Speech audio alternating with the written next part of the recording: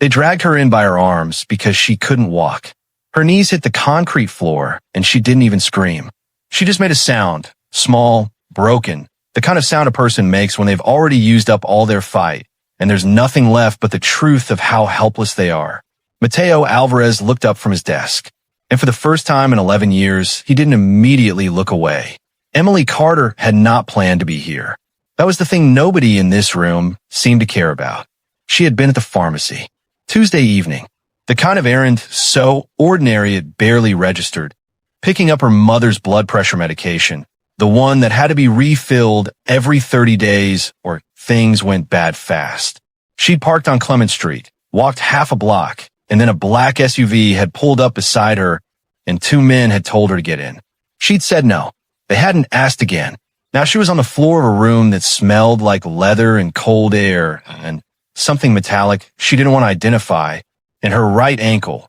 The one she'd twisted badly getting shoved in a vehicle was swelling inside her sneaker in a way that told her something was wrong with it. Possibly very wrong. She tried to stand. Her ankle buckled. She went back down. "She can't even stand up," said one of the men who'd brought her in. He said it with a kind of casual contempt that made it clear he found this inconvenient rather than concerning. "Then leave her on the floor," said a second voice. This one was different, quiet, level, the kind of voice that didn't need volume to fill a room because every person in it was already paying attention to it by instinct. The way you pay attention to change and weather before you can explain why. Emily looked up. The man behind the desk was not what she'd expected. She didn't know exactly what she'd expected. The movies probably had prepared her for something loud and obvious. Gold chains, aggression, posturing. Mateo Alvarez was none of those things. He was maybe 40, dark-haired, dressed simply in a dark shirt with the sleeves rolled to the elbows. He was looking at a document on his desk and not at her. He had the kind of stillness that didn't come from calm. It came from control. The deliberate, practiced containment of someone who'd taught themselves to hold everything in so long it had become structural. Her name. He addressed the question to the room without looking up. Carter. Emily Carter. 24. Lives on Maple with her mother. Whose mistake is she? A pause. Slightly too long. Danny's.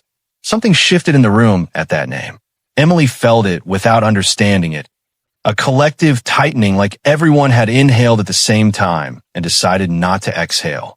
Mateo Alvarez set down his pen. He looked at her for the first time. She couldn't read the expression. It wasn't cruel. It wasn't kind. It was the look of someone performing an assessment. Methodical, thorough, completely devoid of the thing that would make it human. Who was she to Danny? Nobody. Neighbor. He owed $30,000. Used her address for 3 months of deliveries without her knowing. Without her knowing, Mateo repeated. That's what she says.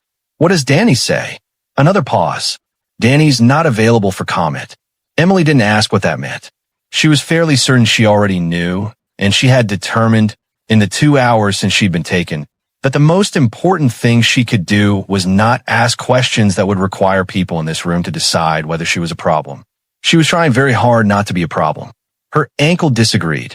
It was throbbing with a specificity that was hard to ignore. Mateo stood. He was tall. She registered that in the detached way you register facts when your brain is trying to protect you from the full weight of your situation. Tall, controlled, moving around the desk with the unhurried precision of someone who'd never had a rush for anything because the world rearranged itself ahead of him automatically.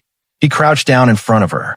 This close, she could see that his eyes were dark brown, almost black in this light, and that there was a small scar at the edge of his jaw, old and faded, the kind that comes from something that happened a long time ago when the skin was younger. Look at me, he said. She looked. Did you know what Danny was using your address for? No. Her voice came out steadier than she felt, which surprised her. I never opened anything that wasn't mine. He told me he was expecting packages for a small business. I didn't. I had no reason to think. She stopped. Breathed. No, I didn't know. How long have you known him?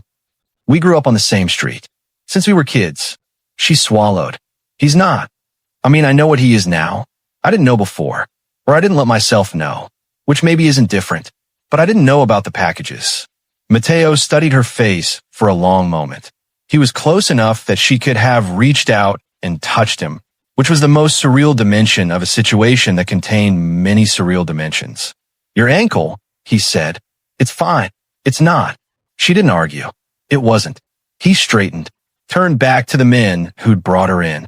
There were 3 of them, large, organized, watching Mateo with the focused attention of men who'd learned to read his moods with precision. Get Reyes, he said. Boss, she's. Get Reyes. The repetition carried no additional force. It didn't need to.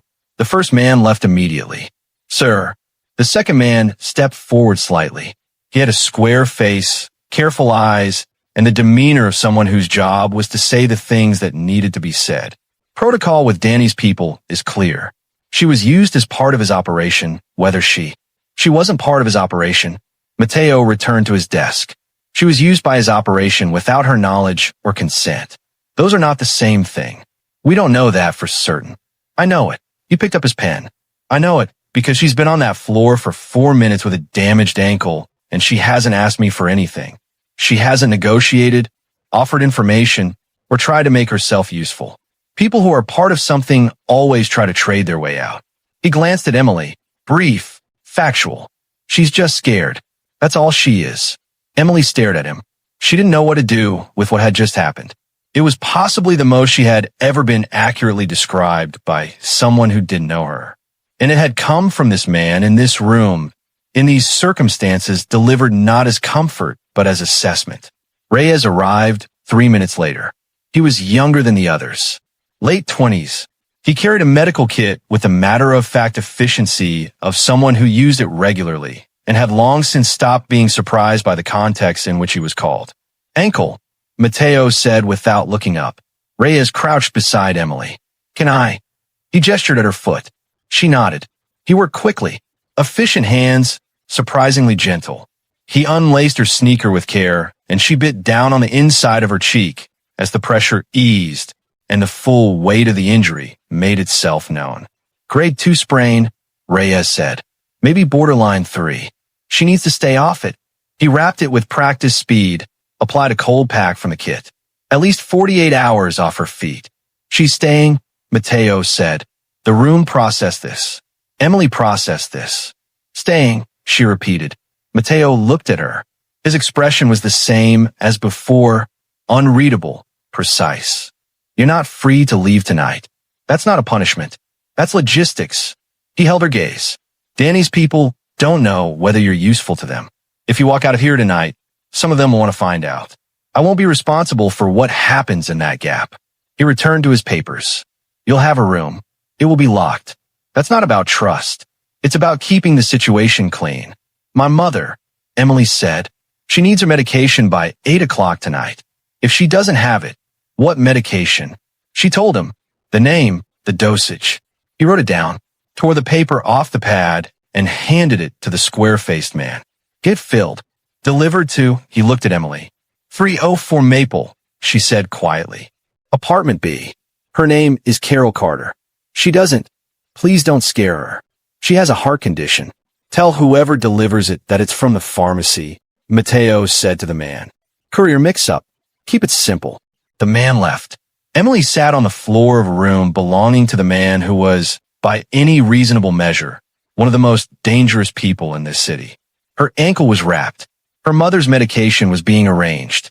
A situation that had begun in pure terror had arrived somewhere she couldn't name. She should still be terrified. She was. Mostly. But underneath that, threading through the fear like a current she hadn't expected, something was wrong with this picture. Something that made less sense than it should.